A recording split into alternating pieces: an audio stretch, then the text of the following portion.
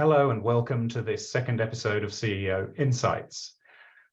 I'm joining you today after a very big week for us and for our sector as the federal budget was released in Canberra. Myself and our General Manager of Policy and Advocacy, Roel Versteeg, spent a couple of days in the federal capital and a lot of time walking the halls of federal parliament in one of the most important events of our year. As well as being part of the budget process, being in the lockup, being in the media lineup after the budget to give our reactions, we also had an opportunity to have a range of conversations with our political stakeholders, most significantly Minister Anneka Wells, who we met the day after the budget, along with the Shadow Minister, Senator Anne Ruston, representatives of the Greens, and also representatives of Minister Mark Butler.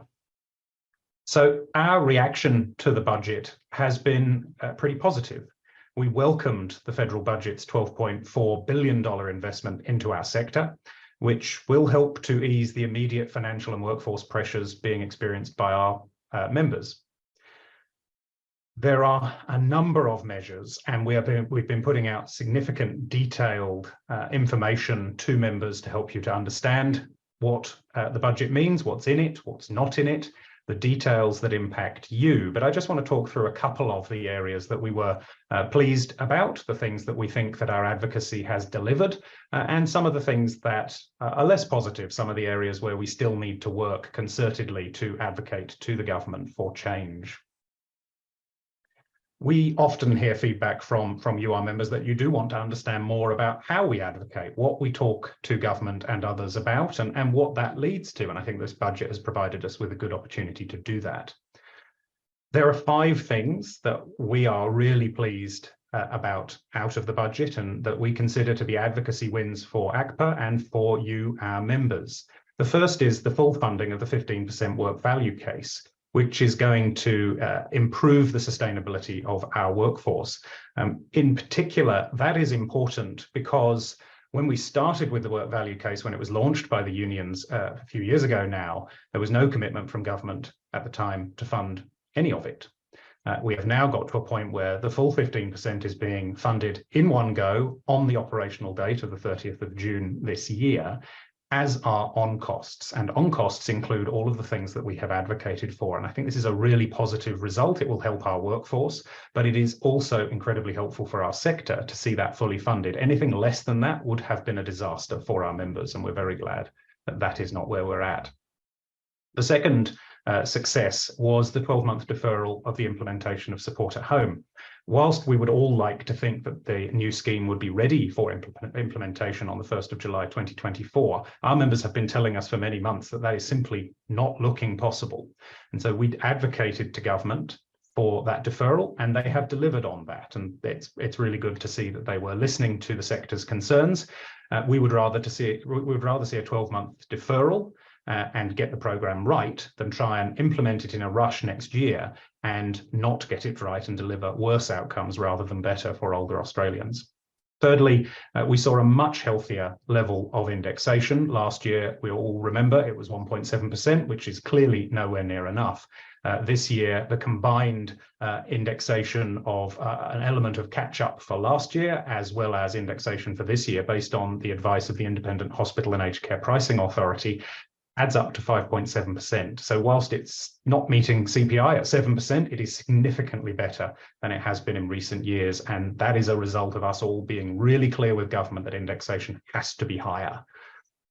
The fourth area of focus that I want to bring to your attention is the establishment of an aged care sustainability task force. There was only $700,000 in the budget for this. It's a small amount of money, but it's the principle behind that investment.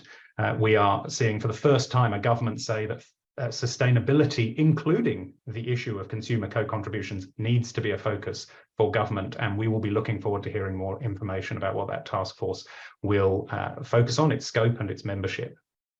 And finally, we had asked for a 6-month delay to the putting in place of caps on the amount of hours student visa holders can work.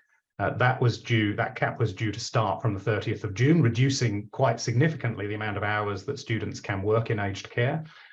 We asked for a 6-month extension. We got a 6-month extension until the 31st of December, and we were the only sector to get that. So I think that's a real a positive indictment of our advocacy and our pressure. This was something we had worked really hard on.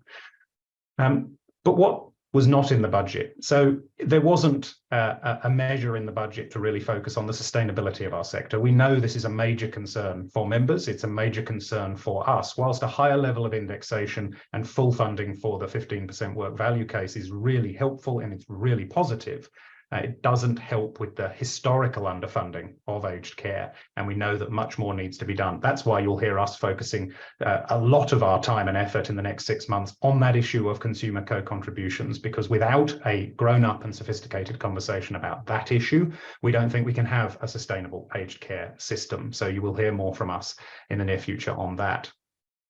Also, whilst indexation 3 times what we got last year is a really positive place for us to be, we need to make sure it's not the last time we get realistic indexation. We need to make sure that the government understands that this is the start of a journey towards sustainable funding of our sector, and it has to continue in future years. When 70% of our member providers are still losing money, indexation is a key part of that. And finally, no budget can do everything, and you know, the issue of workforce for us is much more complicated than just a lack of money, but we didn't see as many workforce supply responses in the budget as we would have liked.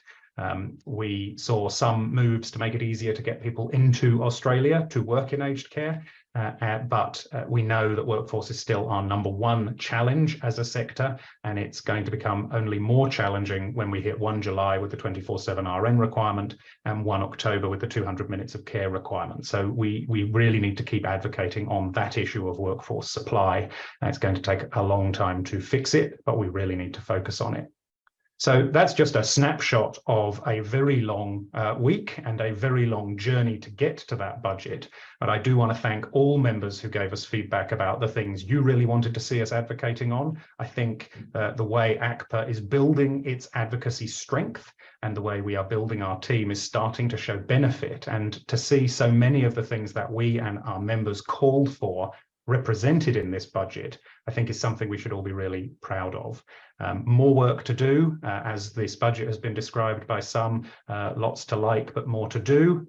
That's the way I would describe it too. Thank you very much.